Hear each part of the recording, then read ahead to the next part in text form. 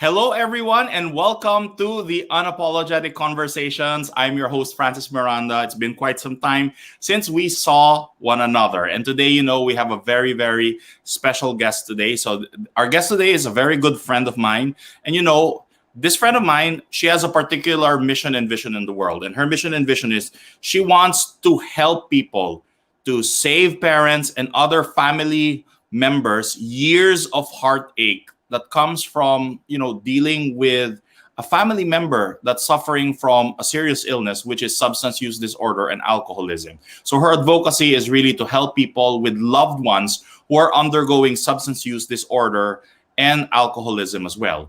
And she's done a marvelous job at really, reaching out, creating this fantastic program that helps them have a healthy relationship with an unhealthy disease. So today we're going to be talking about the importance of creating what she calls healthy boundaries. Ladies and gentlemen, let's give a warm, unapologetic welcome to my friend, Miss Donna Marston. Hi, Donna. Good afternoon. Hi, Francis. How are you? I'm good. So, this is going to be a very, very exciting conversation. And, one thing that I was so curious about, and I think our viewers are also curious about this, is how did you get into this mission of helping parents with a loved one who's suffering from substance use disorder? Because I can imagine this is probably not something that you woke up one morning as a young girl thinking that that's what I want to do for my life, right? So what got you into this? Well, I have a son who's in long-term recovery, and what that means is my son hasn't used any mind-altering substance since May 11, 2008. He got sober on Mother's Day back then. And it's a horrific journey to be on. And I basically took what was once my mess and have turned it into my message. And I used to go around and try to volunteer locally where I live, and nobody really wanted to work with me. So, it's like, she's just a mom, right? So I ended up being invited to New Hampshire's recovery mission, and I was sent for a week up at Knoll Farm in Vermont with a group of 25 people.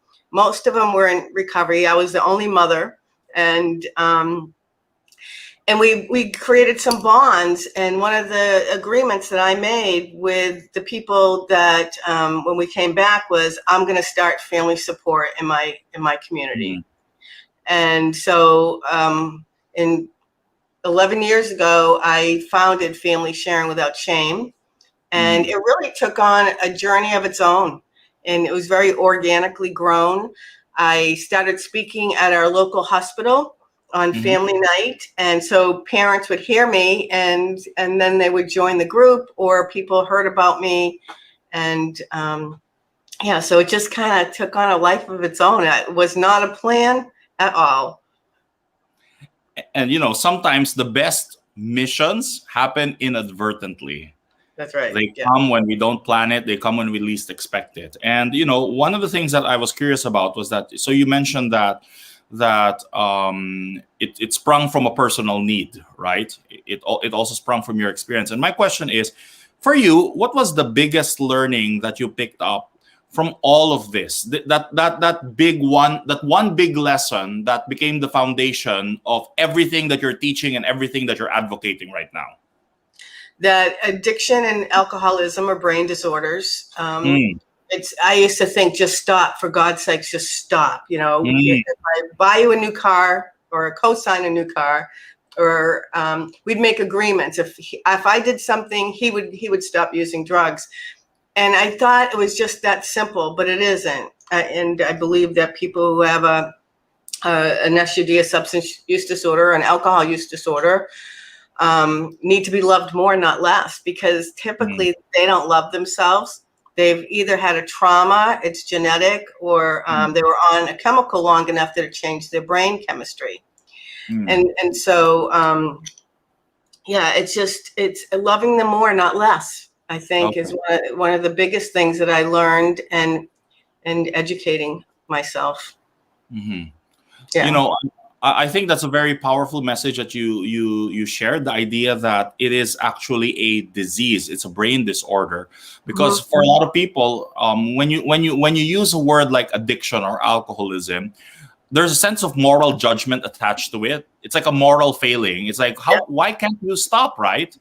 And Mhm. I think very important message to it's a very important message to understand that that's not something that you just decide. I decide to stop it. And I Right. guess that was something that was a challenge for your son as well. So I'm glad that you were there to support him. So Thank you. how did the dynamic go? Like how did the dynamic start when you discovered that your son was undergoing this challenge? What were the difficulties you encountered at the onset? Well, I suspected for a few years before I actually found out. And then when he turned 18, things just started to happen. And I used to ask him if he was using drugs. He'd be highly insulted that I would even think of such a thing. Mm. And then it just unfolded. And the last 5 years of his use was horrific because I took it personally. And sorry, I get emotional. I took my job as a mom serious, right? And this is my baby boy. He's my firstborn, and so I did everything. I did a lot wrong, but I never turned my back on him. One of the things, I never believed in tough love. I always believed in unconditional love, because Mhm. I think people with an SUD or an AUD don't love themselves often. Right. There's a void missing inside of them and they can't figure it out, or they've been traumatized, or I think a lot of people, that my personal opinion, that have a drug or alcohol problem are empaths. They're highly sensitive people and life is tough. Right. So they self-medicate. But so anyway, when I found out, I went to bed for 6 months. I was in the fetal position and I thought I was going to either die of a broken heart or end up in the psych ward. And what I learned to be true for me, and I've worked with a lot of parents throughout the years, is we have a tendency to create stories in our head and we believe them. And so I would set boundaries with my son, but I'd forget to tell him what the boundaries were. Right. And then if I did tell him, I'd move the finish line because he never made it to the finish line. So I used to get really upset because he was disrespectful. And what I learned very, very later on in life was that I taught him how to treat me. You And taught him how to treat you. Okay. right. So I allowed him to be disrespectful. Right. And I'm walking on eggshells while he's comfortable in his addiction. So that's a very important. I think that's one very powerful lesson. The idea that if you're undergoing this situation, you have to be very conscious to determine how you want to train them to treat you. Is that what you're saying? Am I correct in understanding that? So when I say I taught him how to treat me, I was so afraid to say anything because I didn't want him to be the reason why he needed to get high. I didn't want me to be the reason why he had a relapse. So I did. So I would make idle threats. So that's when I say we teach people how to treat us, right?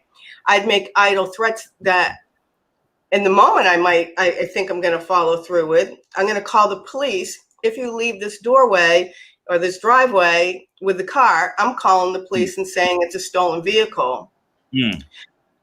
I wouldn't have done that because I never wanted the police involved. So I made idle threats. He'd go do what he needed to do. And so he was disrespectful to me, but I allowed it. Does that make sense? Saying it correctly? Yes. Yeah. Well, for all of our viewers right now, we have a number of viewers right now who are commenting. So for all of our viewers there, if you find yourself in this situation where you have a loved one who's undergoing substance use disorder or alcohol use disorder and you have questions for Donna, feel free to type them in the chat box. We're going to try our best to answer. But before we continue, Donna, we have a couple of comments here. So Nicole Brown Grelecki, hi Nicole, says unconditional love is so amazing. Yes. Jenny Infante said people with an SUD or an AUD don't love themselves often. She's quoting you on that. And Nicole wrote, keep moving them to the finish line. It teaches him to disrespect you. Very interesting perspective. That's what she wrote there. So those are some of the comments that we have. So my next question then is, let's say you are, let's say, a mother or a father or a brother or a sister, and you discover that a beloved family member is suffering from alcohol use disorder or substance use disorder, that you discover there's an addiction going on right now.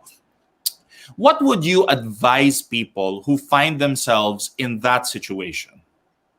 It's first and foremost to educate themselves about addiction, what it is, that it's chronic, it's progressive, it's relapsing. It's the same as cancer or diabetes. It's very similar, only it has a stigma to it.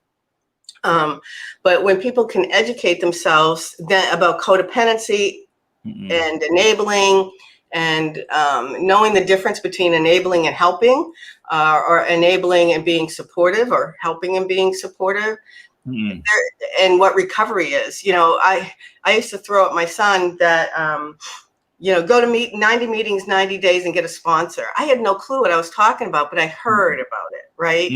And so here I am telling him stuff that I didn't even know about. So I practiced what I preached, and I worked a recovery program too for being codependent and enabling my son.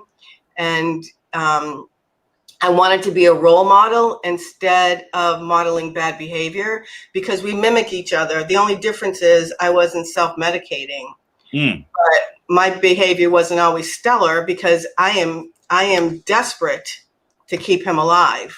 And so I would do, lots of things. So I think, we think that I was almost like loving him to death, if that makes sense. Loving him to death. Okay, that's...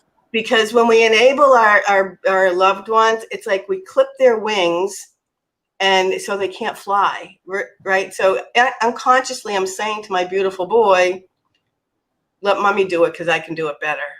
I didn't trust in him enough that he could do what he needed to do. And finally, when I hit my enough and I stopped engaging in the chaos and the drama and started a recovery program, everything got better. So I liked how you mentioned you have to educate yourself about concepts like addiction, substance use disorder, codependency. And I believe that's exactly what you do. You educate people on that, right? And you have a program that does that, right? I want to hear from you. Can you please tell us about that program of yours that helps educate parents? And if I'm not mistaken, that's the first step of your program, right? So I have a free webinar coming up. I think it's next week on the 15th, called When You Know Better, You Do Better. So it's a little introduction into what I do. And we'll talk about codependency and enabling and touch on that a little bit. But my signature line or my signature series is called Sharing Without Shame. And it's about 9 hours long. So I break it down to be one night a week or one Saturday a week for 3 weeks. And the first series, we talk about addiction, the cycle of addiction. We talk about family roles, what the roles we all take on to try to keep family in balance. However, we're like living in dysfunctional behavior, and we're not even aware of our dysfunction. So I talk about that, and what does a healthy family look like versus what a dysfunctional family looks like. And then the second series is really about the stages of change when somebody's in active addiction, pre-contemplation, contemplation, taking action, maintenance, that sort of thing. And then I take them through the stages of recovery, because most parents think, like I did, one and done. I send my son to rehab and he goes in and he comes home, he's fixed, and we never have to talk about this when we go back to our lives. And recovery is really messy looking, right? So it's not a straight line from A to R, addiction to recovery, but it's all these swirls. It's all over the place. we talk about that. We talk about post-acute withdrawal syndrome because parents don't understand that that's in the first, 12 to 18 months, sometimes longer. It can mimic that they're getting high, but it's their brain is healing. And so what does that look like? And then I take them through the stages of relapse, how to have a crisis management program in place, and what a recovery program looks like. And then the third and last one, we go through some codependent behaviors. I talk about, like bail bonds parents, Betty and Bob. Bail bond parents. and how they can't afford to keep bailing their child out of jail, but they keep doing it and they go into debt, right? So we go through that. And then I take the parents or loved ones and the person with an SUD or an AUD through a healing process. And we cut cords of attachment, and we do a little, I teach them 2 journaling techniques, and then we do meditations throughout the different ones. So it's jam-packed with all kinds of information, but also some interactive things to do with each other. Well, we do have a question right now. So I want to talk about your program, but we do have a question from Nicole Brown Grelecki. So her question is helping versus enabling. So you recommend that loved ones, or we as supporters, or people who care about the people who are abusing the drug should and need to get support and also get educated. That's her question. Yeah. So we first of all, yes, joining support groups is fabulous. Back when I was going through it, it was in the 90s and early 2000s. You didn't talk about it. You didn't talk about it like you do today. But yes, learning that, enabling is doing for our children what they should do for themselves. Where helping is, I can support you. And if you need a ride to go to treatment, I can give you that ride. Or if you need a ride to get to an AA or an NA meeting, I can give you that ride, because that's helping you, and that's supporting you in your recovery and helping you to move forward, living a healthy lifestyle. So Nicole, if you're watching right now and you need help, you can get in touch with Donna. We're going to type the link to her program as well, so you can get in touch with her so she can also help you out with this particular concern of yours. Okay, so let's go back to what you were talking about when it comes to your program, right? And one of the things that I liked hearing was the idea that as a parent, you've also got to learn to take control of your own personal life, because you need to be empowered yourself for you to be strong enough to deal with this unhealthy situation that you find yourself in. And you were talking about this idea of a healthy boundary. Can you expound on that? What is a healthy boundary anyway? Well, a healthy boundary, but I actually prefer to call it a healing boundary. Oh, sorry, a healing boundary. There you go, a healing boundary. Because it's a process, right? When we start putting boundaries into place that protect our hearts and protects our things and protects our homes, then we can move forward, and it's part of the healing process. So one of the things that I talk about with the families that I work with is having a living agreement in place. And what does that look like? So if my son always lived at home, well, most of the time, he'd move out occasionally, but most of the time he was here. And I used to think I was crazy, because we would have a conversation, he'd make a commitment or a promise, and then when it came time for it to happen, it didn't happen. And then when I'd bring it up, he would tell me I was crazy. We never made that agreement. So I started writing it down back in the day.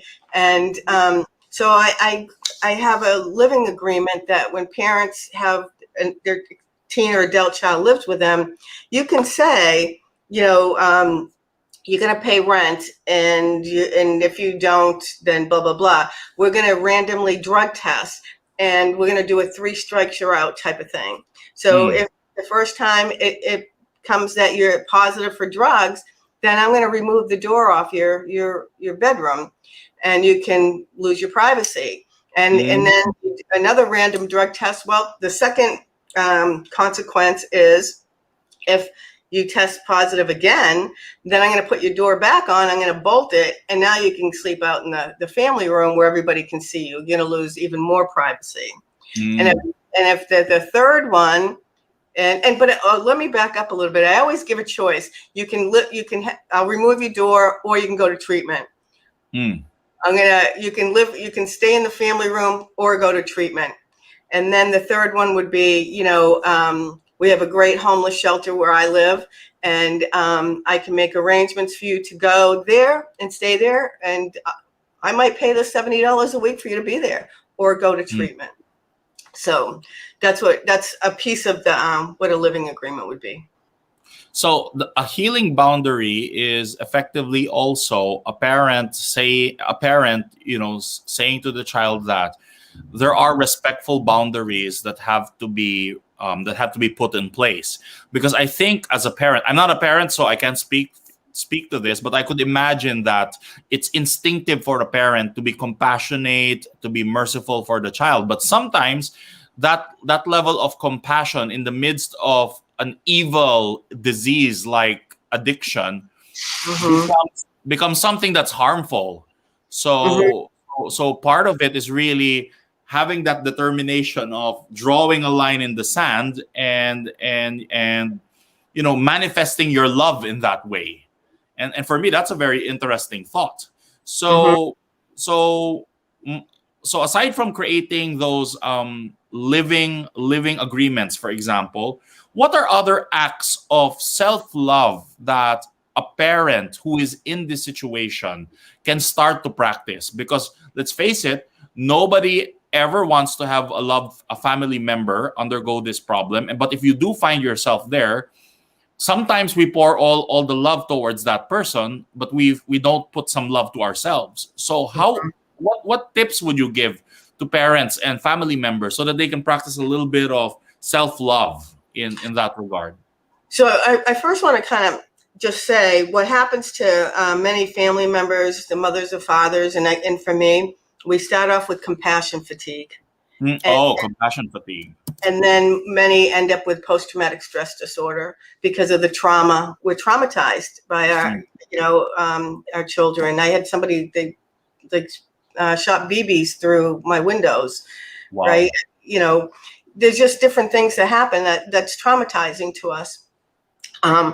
For me, and what I teach is I started with meditating. When I was sick and suffering, and I was in bed and just couldn't get out of bed. So what I started to do was look at things to be grateful for. Even if I didn't feel grateful, I wrote something, and it was pretty pathetic in the beginning. I'd be like, I'm grateful because I opened my eyes today. And every day I made myself write something. And eventually I was writing paragraphs, sometimes a page, about what I was grateful for. Because as parents, we tend to hyper focus on what our kids are doing wrong. And we don't see the little glimmer of light, and we don't see the little tiny things that they might be doing right. And nobody wants their past or their addiction thrown in their face. But if you can look at that and say, hey, how lucky am I? My child's alive today. That's a lot to be grateful for.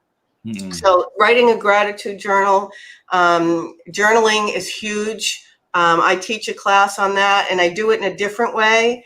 I have a couple different techniques, but I use artwork as part of my journaling process, and pictures that I cut out of a magazine. So I think, just those things. And, one of the things that was really healing for me back when my son was in active addiction, I wrote letters. I wrote letters to him. And, I just told him how much I loved him. And I wished, it would be like when he was a little boy, I could put a Band-Aid on it, but this is too big for me. And when he moved out how old was he? 28 years old. He bought his first house when he was 3 years sober, all by himself. I was helping him move, and I found the letter. He saved it all those years. So those are gifts, right? Obviously, it made an impact on him. So we only have a few minutes left. I have two last questions. So the first question I want to ask is, what is the one most important message that you want to share to a family member who has another family member who is going through substance use disorder, active addiction, or alcoholism? What is the one most important message you want to share with them today? They're not alone. They can contact me, and I have a membership page where they can interact daily with all the people, and they can interact with me. I do counseling or consulting, and there's so many parents out there that are sick and suffering, and they're getting well, and they have their hands out. And one of the things when I had my groups, we always end with this serenity prayer, but I always end with, I put my hand in yours, so together we can do what I cannot do alone. Wow, that's beautiful. That's beautiful. And my second question is, when is your event again? And let's invite them once more to join your free event on March 15th. Yes. So on March 15th, when you know better, you do better. It's about a half an hour. It's a free webinar that goes a little bit into codependency and enabling. And then if they like that, hopefully they'll join my signature class or series and really educate themselves. And the cool thing about the series is their whole family can come. So the extended family, they can all come as a group and educate themselves, so they're all on the same page, and now they know how to work together and love somebody who's sick and suffering. I love that. So what you're saying is it's a family endeavor. It's not just the job of the parents, it's actually everyone working together. That's wonderful. So for all of our viewers out there, on March 15, I suggest if you know somebody who is in this situation where they have a loved one who's suffering from active addiction or alcoholism, recommend them to attend the event. The link will be posted on the chat box connected to this video, so you can easily click on that, register. It's absolutely free. Donna is an amazing human being. She will be able to help you guys out. We really want you guys to benefit from the wisdom that Donna has experienced throughout this many years of her dealing with this particular issue. So on behalf of Unapologetic Donna, we really want to thank you for your time that you spent with us today.